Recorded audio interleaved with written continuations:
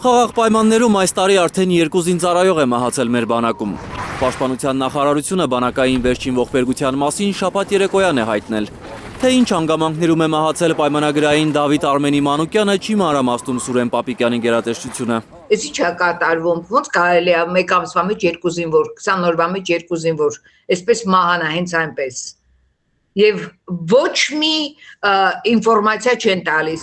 Քրեական վարույթ է նախաձեռնվել, հանգամանքները պարզվում են։ Այս մեկ նախադասությամբ է ողբերգությանն արձագանքում քննչական կոմիտեն։ Այսքան փակ բանակը չի եղել երբեք, ոչ մի ժամանակ, ոչ մի իշխանության ժամանակ այսքան փակ չի եղել։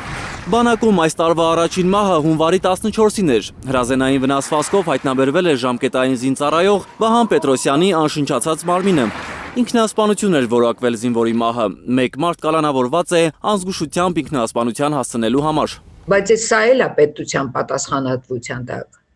Ամբողջությամբ պետության պատասխանատվությունն է, դա ոչ մի նշանակություն չունի, ինքը ինքնասպան է եղել, թե սպանել են։ Բայց դուք տեսել եք որևէ մեկի պատասխանատու իրեն զգալու, ասենք Պապիկյանը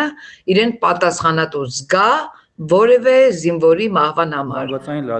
Վերջին ասուլիսում Սուրեն Պապիկյանը ասել էր, թե նախորդ տարի զոհված 30 զինծառայողից միայն 6-ի մահն է վրա հասել ծառայության ժամանակ, 24-ը մահացել են ծառայությունից դուրս։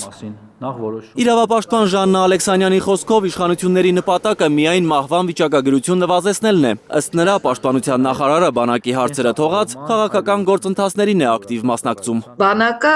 այս նախընտրական շրջանում երևի բացի թողով վիճակում է լինելու ամբողջությամբ։ Մենք տեսնում ենք, որ այդ քաղաքական process-ներին է նաև ներգրաված Սուրեն Պապիկյանը, որ ասենք այդ գնդերեցների հեռացումը, որը քիչ թե շատ այդ բարոյահոգեբանական մթնոլորտի վրա ազդեցություն ուներ, հա, այդ կառույցը։ Մենք սովորաբար մահվան դեպքերի վրա ենք ուշադրություն սևեռում, բայց բռնությունները լի են բանակում։ Զինվորականի հանդեպ բռնության հերթական դեպքը անցած 5 շաբթի է եղել։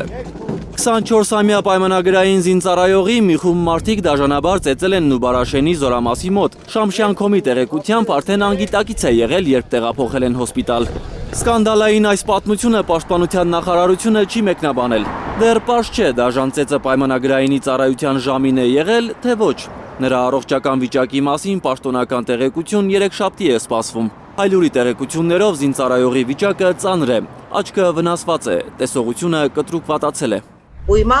ուզում են էլի կապեն ծառայության հետ կամ ոչ ծառայության հետ։ Փոխանակ մտահոգվեն, պարզեն, ով է կատարել, ինչու է կատարել։ Քրեական վարույթ է նախաձեռնվել զինծառայողի առողջությանը ծանր վնաս հասցնելու համար։ Ծեծի հեղինակները դեռ ազատության մեջ են։ Էդգար Ղուշչյան, Միլենա Պողոսյան և Հարություն Մաթևոսյան, Հայլուր։ Հայաստանում ու աշխարհում տեղի ունեցող իրադարձությունների մասին առաջինն իմանալու համար բաժանորդագրվեք մեր ալիքին, սեղմեք զանգակը, որ բաց չթողնեք ամենահրատապը, կարևորն ու հետաքրքիրը։